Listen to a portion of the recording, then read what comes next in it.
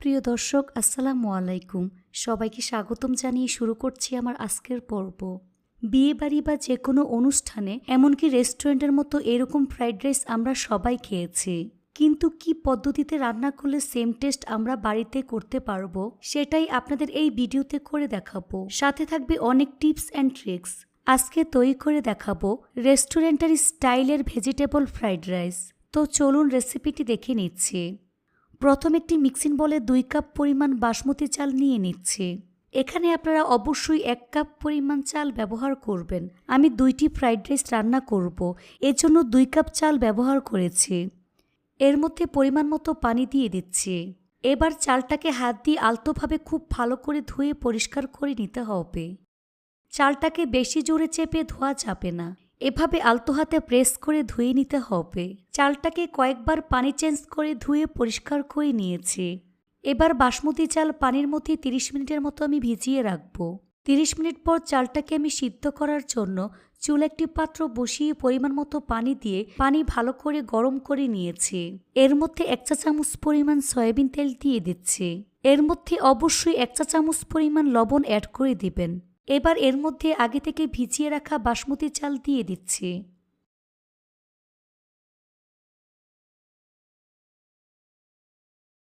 চাল পানির সাথে খুব ভালো করে মিশিয়ে নেব।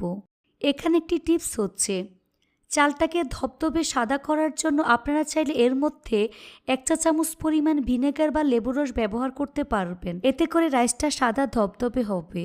ফ্রাইড রাইসে আমি ভিনেগারটা পছন্দ করি না, তাই ভিনেগার এবং লেবুর রসটা স্কিপ করে নিয়েছি।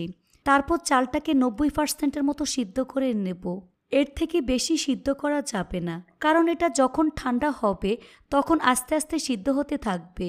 আপনারা যদি 100% সিদ্ধ করেন তাহলে অনেক বেশি সিদ্ধ হয়ে যাবে। তো আমি 90% সিদ্ধ করে নিয়েছি। এবার একটি ছাঁকনি দিয়ে পানি খুব ভালো করে ছেঁকে ছড়ানো এরকম একটি ট্রের মধ্যে নিয়ে নিচ্ছি। রাইসগুলো একই পাত্রে দেওয়া যাবে না, আলাদা ছড়ানো পাত্রে রেখে ঠান্ডা করে নিতে হবে। এবার রান্নার মূল পর্বে চলে যাচ্ছি। এর জন্য চুলা একটি পাত্র বসিয়ে এর মধ্যে 1 চা চামচ পরিমাণ সয়াবিন তেল দিয়ে দিচ্ছি। আজকের ফ্রাইড রাইস রান্না করতে আমি কোনো প্রকার চিকেন ব্যবহার করব না, যেহেতু ভেজিটেবল ফ্রাইড রাইস তাই শুধুমাত্র ডিম ব্যবহার করছি। এখানে ছোট মিক্সিং বলে 2টি ডিম নিয়ে নিয়েছি। এর মধ্যে দিয়ে দিচ্ছি স্বাদ মতো লবণ, সাথে 1/4 চা চামচ পরিমাণ কালো গোলমরিচের গুঁড়া। এবার ডিমটাকে খুব ভালো করে ফেটিয়ে নিচ্ছি। তারপর ফ্রাই প্যানের মধ্যে দিয়ে দিচ্ছি। এবার ডিমটাকে স্ক্রাম্বল করে নেব। ডিমটাকে ঠিক এভাবে ভেঙে ঝুরঝুরা করে নিতে হবে।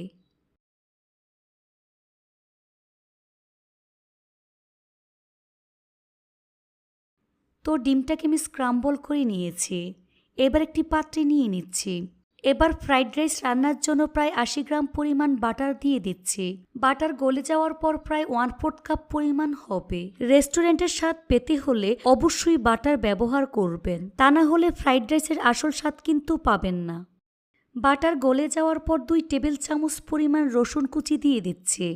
রসুন কিন্তু ব্রাউন করে ভাজা যাবে না, 1 থেকে 1.5 মিনিটের মতো সময় নিয়ে ভাজতে হবে। তো রসুন কুচি 1 মিনিটের মতো আমি ভেজে নিয়েছি। এবার এর মধ্যে 1/2 কাপের থেকে একটু বেশি পরিমাণ গাজর কুচি দিয়ে দিচ্ছি।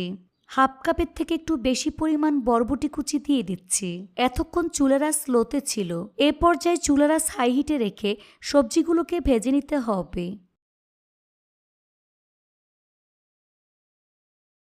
দিয়ে দিচ্ছি 2 থেকে 3টি কাঁচামরিচ কুচি। স্বাদ মতো লবণ অ্যাড করে দিচ্ছি।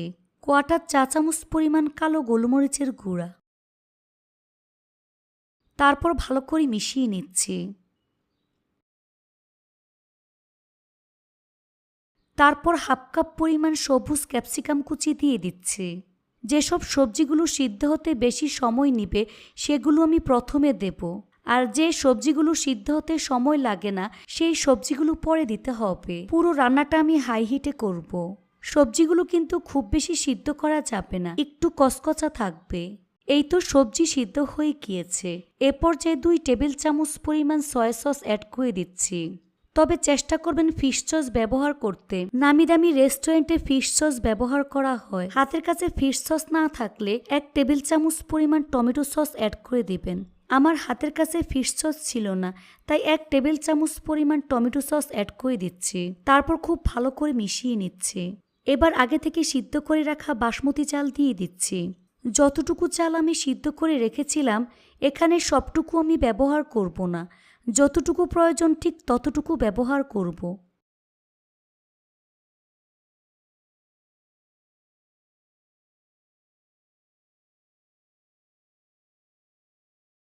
চুলার আঁচ হাই হিটে রেখে রাইসটাকে সাথে সাথে ভালো করে মিশিয়ে নিতে হবে।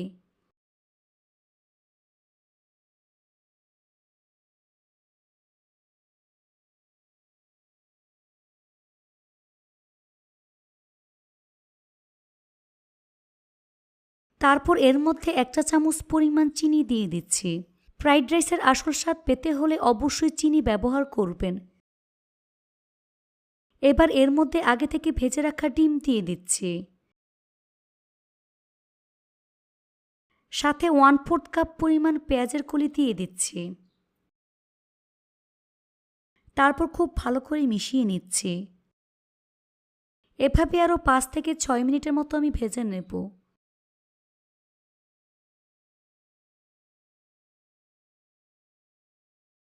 এই তো রান্না হয়ে গিয়েছে। এখন গরম গরম পরিবেশন করছি। রান্না হওয়ার পর ওই পাত্রে রাখা যাবে না, সঙ্গে সঙ্গে অন্য একটি পাত্রে ঢেলে ফেলবেন। তা না হলে ফ্রাইড রাইস খুব বেশি একটা ঝরঝরে হবে না। এভাবে একবার হলেও বাসায় তৈরি করে দেখবেন। আশা করছি বাসার ছোট থেকে বড় সবাই অনেক বেশি পছন্দ করবে। বেশি টাকা খরচ করে আর রেস্টুরেন্টে যেতে হবে না, বাসায় খুব সহজে তৈরি করে নিতে পারবেন। রেসিপিটি ভালো লাগলে অবশ্যই একটি লাইক দিয়ে দেবেন। ফ্রেন্ডস অ্যান্ড ফ্যামিলির সাথে বেশি করে শেয়ার করবেন। সবাই অনেক বেশি ভালো থাকবেন। আল্লাহ হাফেজ।